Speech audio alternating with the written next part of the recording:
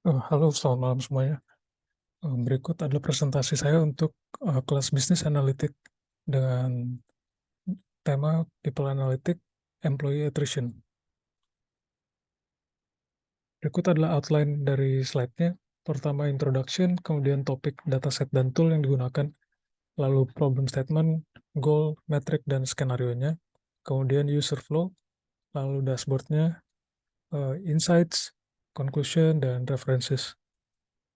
Oke, untuk intronya, employee attrition biasanya kita gunakan untuk mendeskripsikan berkurangnya jumlah employee di perusahaan. Ada beberapa faktor yang menjadi alasan, yaitu pertama, bisa jadi employee tersebut sudah waktunya pensiun, atau menemukan opportunity lain, atau meninggalkan company karena ketidaknyamanan di company.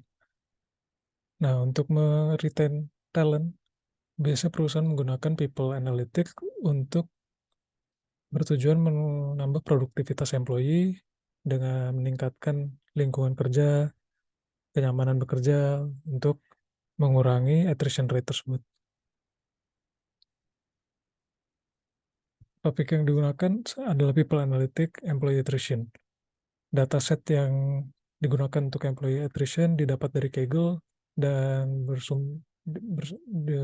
direkomendasikan langsung oleh Pacman Data Academy.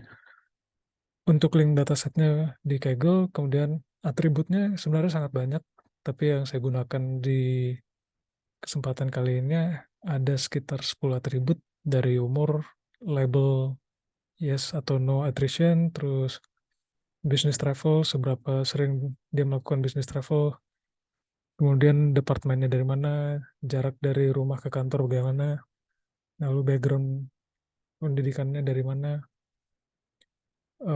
gendernya apa, terus job role-nya apa, terus job satisfaction-nya bagaimana, kemudian relationship satisfaction-nya bagaimana. Lalu alat yang digunakan adalah Tableau Public.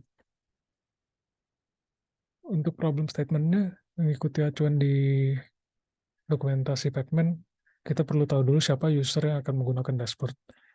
Pertama, usernya adalah manager dari HR department. Dia pengen menganalisa kenapa terjadi employee attrition. Nah, task dari si manager tersebut adalah untuk menganalisa alasan dibalik attrition, kemudian untuk menentukan prioritas mana dulu yang harus diselesaikan dari berbagai problem yang ditemukan. Di sini uh, goals-nya adalah membuat suatu dashboard yang mau dibuat berdasarkan atribut yang tadi sudah disebutkan.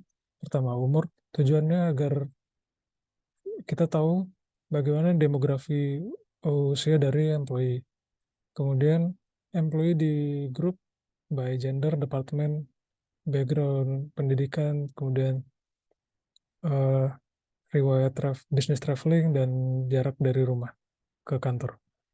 Ini tujuannya untuk membuat user bisa mempelajari apakah dari masing-masing kategori tersebut punya pengaruh signifikan terhadap attrition rate. Kemudian mengamati rating dari job satisfaction dan relationship satisfaction untuk tahu job role mana sih yang punya rating terburuk. Nah, matrix dan skenario-nya seperti ini. Matrix akan terdiri dari berbagai attrition rate. Pertama yang attrition rate secara keseluruhan, lalu attrition rate per kategori, kemudian ada job satisfaction, ada relationship satisfaction. Skenario-nya adalah saya adalah seorang data analysis di perusahaan ABC, dan HR manajernya meminta saya untuk membuat suatu dashboard untuk membantu dia tahu alasan dibalik attrition employee-employee yang sebelumnya. Ini adalah user flow-nya. Siapa saya? Saya adalah data analis. Kemudian tasknya adalah membantu proses identifikasi alasan terjadi employee attrition. Di sini HR manager butuh tahu alasannya apa dan menentukan problem yang harus diprioritaskan yang mana dulu. Solusinya adalah kita butuh dashboard untuk membantu HR manager mengidentifikasi the problem. Usernya siapa? Usernya adalah HR manager. Tasknya dia adalah untuk identifikasi problem untuk mengurangi attrition rate tersebut. Ini adalah dashboardnya.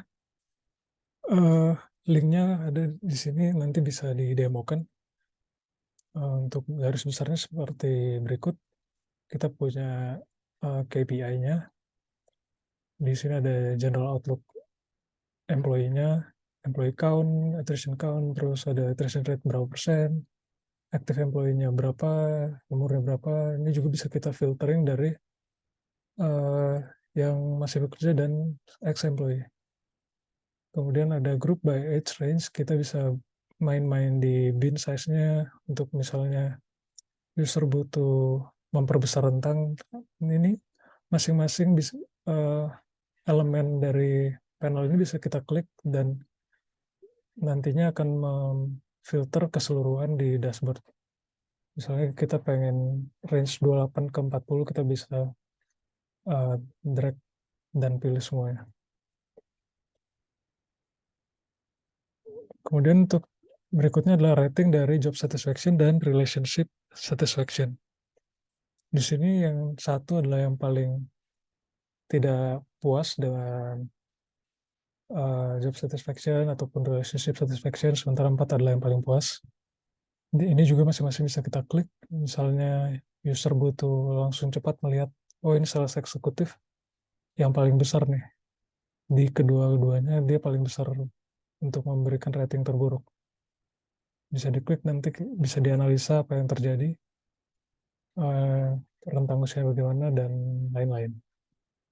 Kemudian untuk berikutnya adalah employee by kategori. Tadi kita punya gender, department, educational field, travel history, dan jarak dari rumah.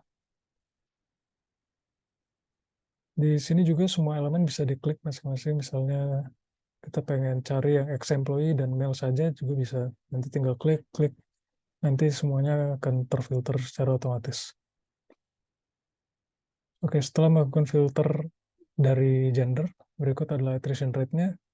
Yang paling besar dibandingkan di antara perbandingan gender adalah male dengan 17%, tapi tidak begitu berbeda dengan attrition rate secara keseluruhan. Lalu berikutnya by department. Di sini kita bisa lihat bahwa sales lebih besar dibandingkan R&D ataupun HR dengan 19%.